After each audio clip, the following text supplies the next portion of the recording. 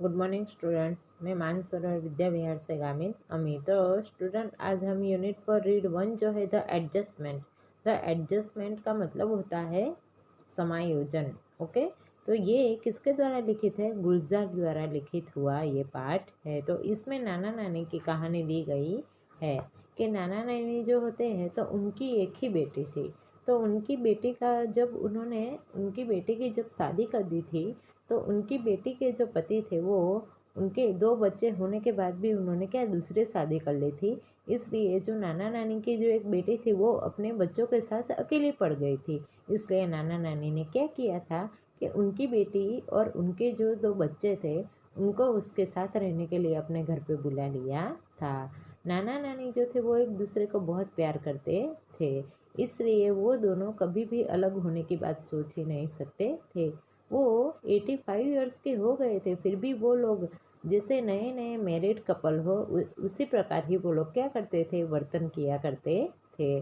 और कई कई बातों पे क्या छोटी छोटी गलतियां निकालना, बड़े बड़े झगड़े करना, कभी कभी तो इतने बड़े बड़े झगड़े कर लेते थे कि वो दोनों एक दूसरे के साथ बात करना ही बंद कर देते थे। आया समझ में? तो वो दोनों की बातचीत वापस शुरू करवाने के लिए उनके जो बेटी के जो दो बच्चे थे वो उससे क्या करते थे कि वो उन्हें मदद करते थे। फिर क्या हुआ था कि अचानक नानी की क्या नानी की मृत्यु हो जाती है। तो नानी की मृत्यु हो जाती है तो नाना को इतना आघात पहुंचा था कि वो नानी को भूल ही नहीं पाए थे। इसलिए वो क्या करते थे कि नानी की यादों में ही खोए रहते थे। वो अपने अपने आप को वो अपने रूम में ही बंद करके रखते थे। फिर धीरे धीरे क्या हुआ कि उनको एक बीमारी हो गई, जिसकी वजह से वो ऐसी बीमारी होती है कि एक साथ हमें दो व्यक्ति हो जाते हैं, एक साथ हम दो व्यक्ति बन जाते हैं। तो उसका जो पोता था तो वो पोते ने उसके दोस्त एक डॉक्टर जो था साइकियाट्रिस्ट, तो उसे बुलाया था। तो उसने उसके नाना को चेक किया था। तो वो डॉक्टर ने क्या बोला था कि ये बीमारी है, तो ये बीमारी हम इलाज से अच्छी कर सकते हैं, पर इसमें क्या लगेगी, देर लगेगी। फिर ये धीरे धीरे ये बीमारी इतनी बढ़ गई कि नाना जो थे वो नानी के कपड़े पहनने लगे, नानी के कपड़े पहनकर उसके बिस्तर पे सोने लगे। और अंत में जब उनकी मृत्यु हुई तो वो बिस्तर पे नानी के कपड़ों में ही पाए गए। ओके, तो ये जो पाठ है उसमें नाना नानी का प्यार कैसा था इसकी बात की गई है। ओके, तो अब हम आगे ये पाठ देखते हैं कि it was a mistake not to take Nana our grandfather to take the funeral of our grandmother our Nani. Funeral यानी अंतिम विधि। जो व्यक्ति के मृत्यु हो जाती है तो फिर उसके अंतिम विधि करते हैं ना। तो वहाँ पे क्या हुआ था कि it was a mistake not to take नाना, कि हमारे जो नाना थे उनको हम नहीं लेकर गए थे, वो हमारी गलती थी। कहाँ नहीं लेकर गए थे कि to the funeral of grandmother, कि हमारी नानी का जो मृत्यु हो गया था तो उनकी जो अंतिम विधि थी तो वहाँ पे हम हमारे नाना को नहीं ले गए थे, वही हमारी गलती थी। गो take her have whisper into her ears, कि उन्होंने उनकी नानी के कान में क्या कहा था? विस्पर, विस्पर यानी धीरे से कहना कि गो टेक हर अवे, जाओ इसे यहाँ से लेकर जाओ। That I too am on the way, और फिर उसने कहा था कि मैं तेरे रास्ते में ही हूँ। नॉट फार बिहाइंड, कि ज़्यादा पीछे नहीं हूँ। फार यानी दूर, कि ज़्यादा दूर भी नहीं हूँ। टेल हर, उसे ये कहना कि आई will see her in the beyond, कि मैं तुझे कहाँ पे मिलूँगा? परलोक में ही मिलूँगा। देखो यहाँ पे क्या कहा था कि गो टेक हर अवे, कि जाओ और उसे लेकर जाओ। विस्पर इनटू हर ईयर्स, कि उन्होंने उनके कान में क्या कहा था? देखो, I too am on the way, कि मैं भी तेरे रास्ते में ही हूँ। नॉट फार बिहाइंड, तुझसे ज़्यादा दूर नहीं हूँ। Tell her I will see her in the beyond, के उसे कह देना कि मैं उसे कहाँ मिलूँगा? परलोक में मिलूँगा। With heavy hearts we hoisted Nani's bier over our shoulder, के बहुत भारे हृदय के साथ हमने क्या किया कि वी होस्टेड नानीस बियर यानी ननामी, कि जो डेथ को, जो बॉडी को लेकर जाते हैं ना, उसे क्या कहते हैं, ननामी। कि हमने क्या किया कि ओवर अवर शोल्डर, कि नानी की जो ननामी थी, जो अंतिम जो उनका जो शरीर था, उसे हमें कहाँ लिया, हमारे कंधे पर उठाया।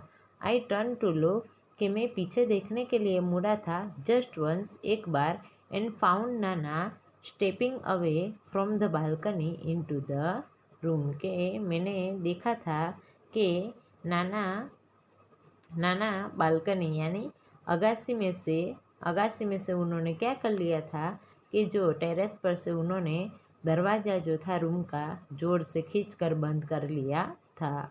Pulling the door shut after him, और उसके पीछे ही उन्होंने क्या कर लिया कि जो दरवाज़ा था उन्होंने जोर से बंद कर लिया। ही हैड लिव्ड विथ नानी for over half a century, के वो नानी के साथ आधी सदी तक रहे थे, हाफ सेंचुरी तक रहे थे। Scene her radiant face every day of those years, और वो क्या करते थे कि रेडियंट फेस यानी जो खुशी से भरा हुआ जो चेहरा था, वो हर एक साल वो देखते रहते थे। He must have been what about 85, and yet he would find something to grumble at every नानी did, के वो क्या करते थे कि वो 85, उनकी जो उम्र थी वो 85 ईयर्स की हो गई थी, येट फिर भी वो क्या करते थे, ग्रम्बल यानी गलती निकालना, कि नानी जो भी चीज़ करती थी उसमें से वो क्या करते थे, गलती ढूंढ लेते थे। He would keep quibbling with her as if they were two people who had just married in the first flush of love, कि वो क्या करते थे कि उनके साथ कि ही वुड कीप क्विबलिंग यानी विवाद करना, कि वो उनके साथ ऐसे विवाद करते थे जैसे कि वो ऐसे दो लोग हैं who had just married in a first flush of love, के जिसे प्रथम फर्स्ट फ्लश के पहली बार देख के ही प्यार हो गया और ऐसे उनकी शादी हुई थी, ऐसे कपल की तरह वो लोग क्या करते थे, एक दूसरे के साथ वाद विवाद करते रहते थे। क्विबलिंग यानी वाद विवाद करना। ओके,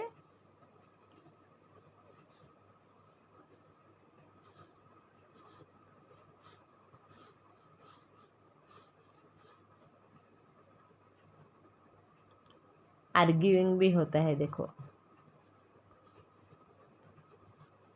आर्ग्यूइंग, ओके, वाद विवाद करना, ओके, एक दूसरे को आमने सामने जवाब देना। ओके, फिर रेडियन का मैंने आपको बताया था कि खुशहाल जो चेहरा होता है, जो ब्राइट तेजस्वी जो चेहरा होता है वो। ओके, नाना क्या करते थे कि नानी की हर एक बातों में से छोटी छोटी गलती निकालते रहते थे। And were still discovering each other, और फिर क्या करते थे कि एक दूसरे को फिर क्या करते थे कि जैसे कि जानने की कोशिश भी ना करता हो, ऐसे वो लोग क्या करते थे, ऐसे वर्तन किया करते थे। Eight times a petty quarrel would push them into lock silence, कि कभी कभी क्या होता था कि उनके बीच का जो झगड़ा होता था, कभी कभी उनके बीच का जो ज़्यादा झगड़ा हो जाता था, तो पेटी क्वारल यानी नियंत्रण के जो बाहर झगड़ा हो जाता था, तो would push them into long silence, तो वो उन्हें बहुत लंबे दिनों तक क्या मौन में बदल देता था। They would stop talking to each other for days together, के कई दिनों तक वो दोनों एक दूसरे के साथ बात भी नहीं करते थे। When we would try to intervene, all Nani would quip, "It happens, son, it happens, it take time to adjust to each other." के जब उनके जो दो बच्चे थे, तो वो उनको वो बीच में पढ़ते थे, इंटरवन यानी अगर वो बीच में पढ़ते थे तो नानी क्या करती थी, तो ऑल नाना वुड क्विप, तो नाना हमें ताने मार कर कहते थे, इट हैपन सन, बेटा ये तो होता रहता है, बेटा ये तो होता रहता है। It takes time to adjust to each other, कि हम दोनों को समझने में अभी क्या लगेगा, वक्त लगेगा। It was fun listening to him talk, कि उनकी ये बातें सुनने में हमें मज़ा आता था। मदर वुड ऑलवेज रिप्रीमेंड अस, के मम्मी हमेशा क्या करती थी, कि मम्मी हमेशा हमें क्या करती थी, डांटती रहती थी। You people provoke him and my mother has to bear the brunt, कि तुम दोनों नाना को चढ़ा बढ़ा कर बोलवाते हो और फिर क्या करता है कि मेरी जो माँ है उसे सब कुछ सहना पड़ता है। हर मदर मीन्स अवर नानी, कि मेरी मम्मी की मम्मी यानी हमारी नानी, कि मेरी मम्मी हमें क्या कहती थी, डांटती थी कि आप अपने नाना को चढ़ाओ और कुछ सिखाओ, और फिर जब वो नाना बोलेंगे तो वो सब कुछ किससे सहना पड़ेगा, मेरी माँ को सहना पड़ेगा, यानी बच्चों की नानी को सहना पड़ेगा। And Nani would hush out a few words together from her toothless mouth, और फिर नानी जो थी वो क्या करती थी, हुश यानी बोलना, कि उसके बिना दांत वाले मुंह में से थोड़े शब्द बोलती थी। Be grateful that I gave you two grandson, now for the love of God just shut up. फिर क्या कहते था कि बी ग्रेटफुल, कि मेरा धन्यवाद दो, कि मैंने आपको 2 अच्छे ग्रैंडसन दिए, कि मैंने आपको 2 अच्छे पोते दिए। Now for the love of God just shut up, कि हवे अब भगवान के लिए आप बोलना बंद करो। कि फिर क्या कहती थी, दादी जो थी वो दादा को सुनाती थी कि आप मेरा धन्यवाद करो कि मैंने आपको 2 अच्छे पोते दिए, इसलिए आप भगवान के लिए बोलना बंद करो। और फिर my brother and I were at a very young impressionable age when our father married a second time, कि जब मेरे पापा ने दूसरी शादी कर ली थी तब मैं और मेरे भाई बहुत क्या थे, इम्प्रेशनेबल यानी संवेदनशील उम्र के थे। He would open arrogantly parade into the house with his new wife, के वो क्या करते थे कि अपनी अपनी नई पत्नी के साथ ओपन यानी बार बार क्या, अभिमान के साथ, दादागिरी के साथ वो क्या करते थे कि बार बार अभिमान के साथ, दादागिरी के साथ वो घर में आते रहते थे। पेरेड यानी क्या होगा कि अभिमान के साथ। चलो वो क्या करते थे, उसके पापा जो थे वो अभिमान करते करते उसकी नई वाइफ के साथ क्या करते थे, घर में आते थे।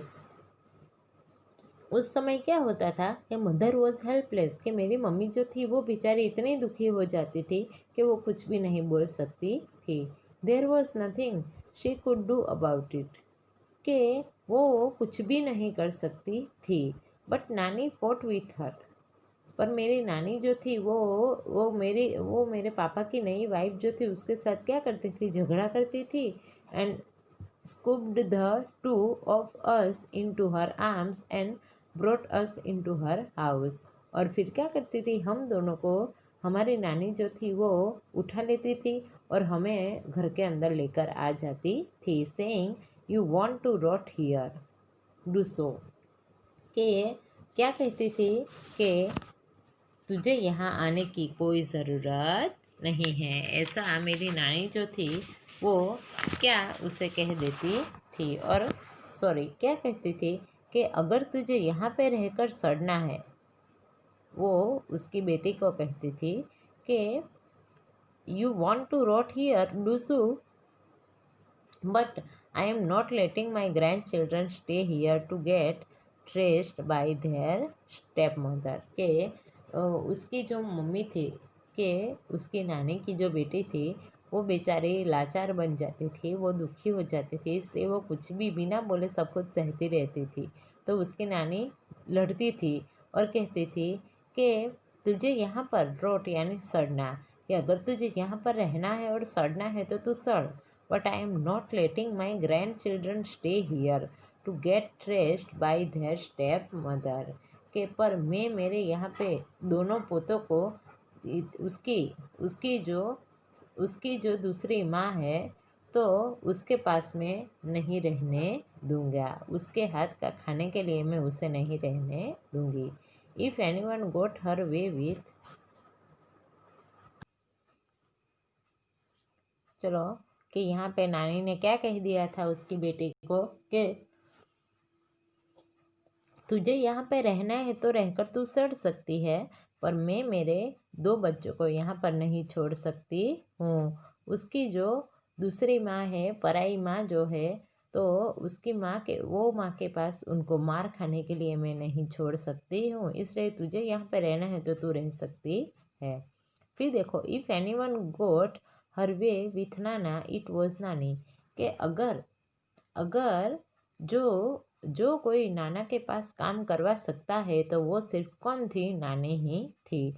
She would tell it to his face, के उन्होंने नाना के मुंह पर कहा था, you will regret it the day I die, के रिग्रेट यानी पछताना, कि आपको जब मैं मर जाऊंगी ना तब आपको पछताना पड़ेगा। You don't speak with the mother of this two children, कि आप ये दोनों बच्चों की माँ के साथ नहीं बोल रहे हो ना। They are also not going to talk you, तो ये बच्चे भी आपके साथ बात नहीं करेंगे।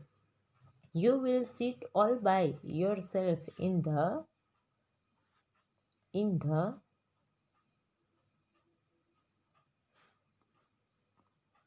The balcony and bath in the sun and your own loneliness, के फिर आपको क्या करना पड़ेगा कि जब मैं मर जाऊंगी ना तब आपको क्या करना पड़ेगा? पछताना पड़ेगा, क्योंकि अभी आप ये बच्चों की माँ के साथ नहीं बोल रहे हो ना, तो ये बच्चे भी आपके साथ नहीं बोलेंगे।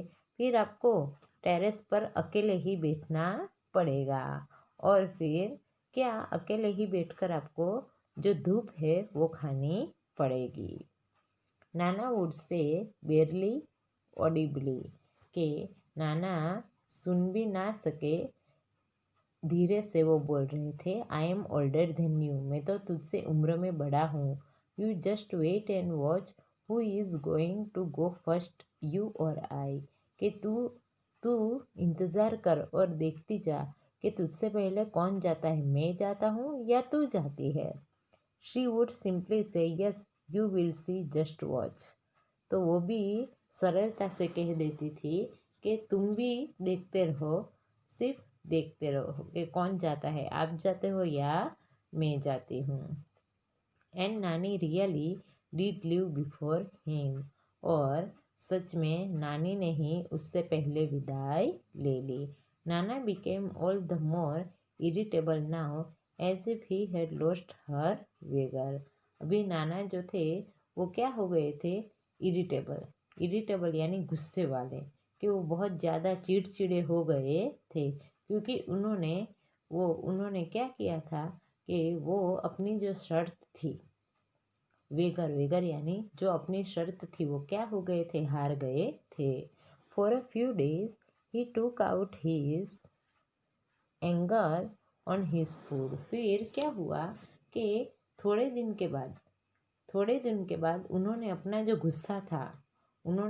गुस्सा था वो किस पे निकाल दिया? अपने खाने पर। He would push away his plate and say, tell her I don't want to eat, कि उन्होंने क्या किया कि अपनी जो थाली में जो खाना परोसा था वो थाली को उन्होंने दूर धक्का मार दिया और फिर कहा कि नानी को कह दो, उसे कह दो कि मुझे खाना नहीं है।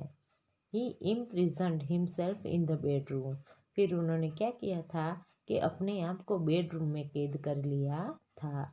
We removed a few of Nani's belonging to make the room livable for Nana, but he did not let us cart away Nani's bed, के वो लोग क्या करना चाहते थे कि वहाँ से उन्होंने वहाँ से उन्होंने नानी की कई सारी रिमूव्ड यानी निकालना कि नानी की कई सारी जो चीज़ें थी वहाँ से उन्होंने हटा दी थी और नाना के लिए वो जो रूम था वो लिवेबल यानी रहने लायक बना दिया था।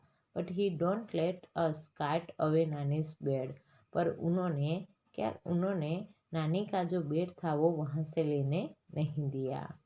इन a dry hollow curse voice he said, let it be, where else is she going to sleep?